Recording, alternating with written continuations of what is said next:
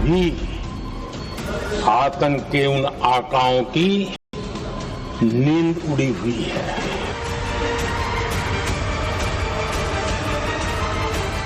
अगर पाकिस्तान ने फिर कोई पाप किया तो यूपी में बनी मिसाइलें आतंकियों को तबाह कर देगी।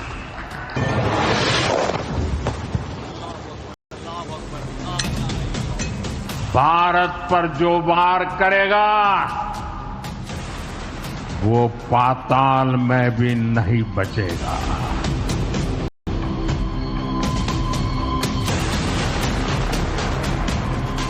एक बार फिर पाकिस्तान को कड़ी चेतावनी और पाकिस्तान की पनाह में पल रहे आतंकी सरगनाओं को पाताल और अन्याय होता है तब हमारे महादेव रुद्र रूप धारण करते हैं। ऑपरेशन सिंदूर के दौरान दुनिया ने भारत का यही रूप देखा है। भारत पर जो वार करेगा वो पाताल में भी नहीं बचेगा। तो क्या प्रधानमंत्री नरेंद्र मोदी के इस ऐलान के पीछे मैसेज बिल्कुल क्लियर है? पाकिस्तान में छिपा बैठा जैश सरगना मसूद अजहर हो या लश्कर का हाफिज सईद या फिर हिजबुल मुजाहिदीन का सलाहुद्दीन, सब के सब मिट्टी में मिलेंगे। ऑपरेशन सिंदूर ने दुनिया को दिखा दिया कि भारत ड्रोन, मिसाइल और intelligence based precision strike Pakistan के किसी भी हिस्से में कर सकता है।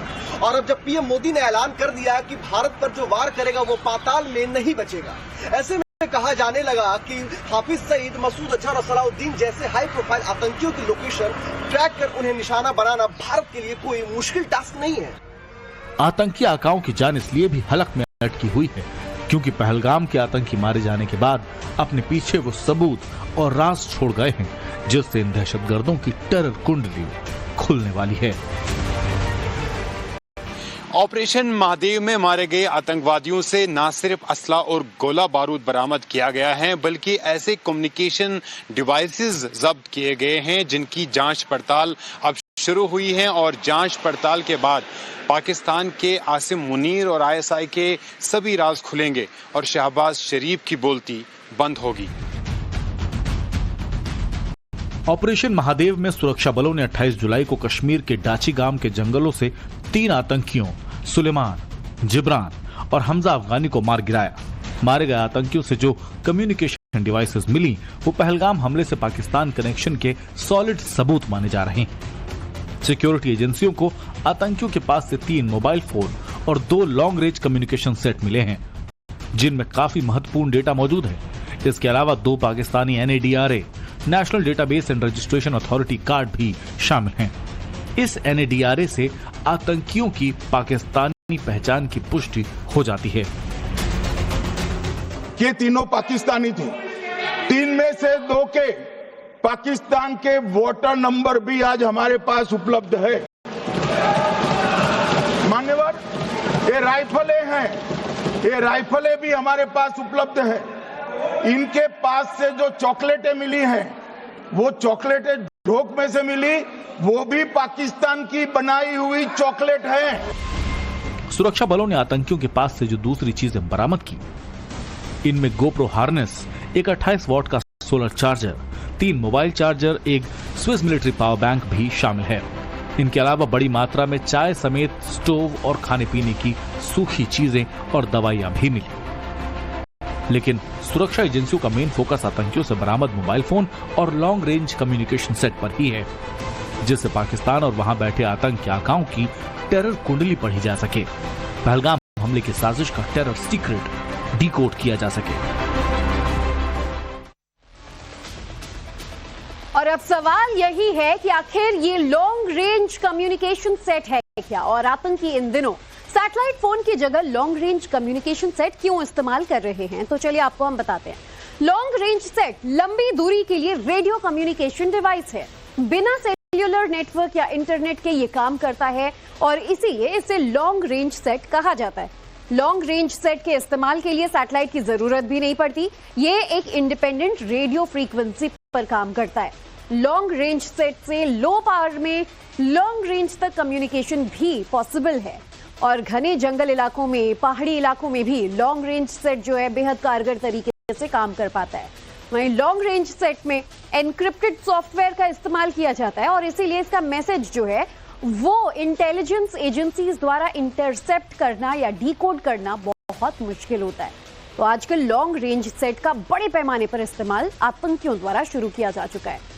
वहीं भारतीय सीमा में घुसपैठ कर चुके आतंकी लॉन्ग रेंज सेट से सीमा पर हैंडलर से संपर्क करते हैं।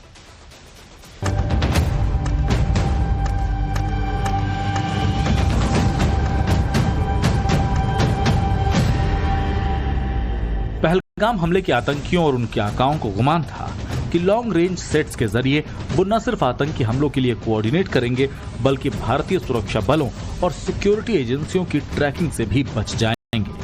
लेकिन आतंकियों और उनके आका पाकिस्तान की सारी चाल धरी रह गई। देश की सुरक्षा एजेंसियों ने इस लॉन्ग रेंज सेट को ट्रैक कर लिया और मां, बहन, बेटियों का सिंदूर उजाड़ने वाले इन दहशतगर्दों को जहन्नुम पहुंचा दिया।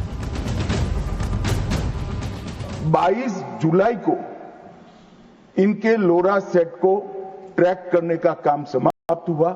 एग्जैक्ट पिन पॉइंटेड लोकेशन को आइडेंटिफाई किया गया और फिर एक मीटिंग 4 पैरा, सीआरपीएफ और जम्मू कश्मीर पुलिस तीनों के अफसरों की हुई और स्ट्राइक किया गया।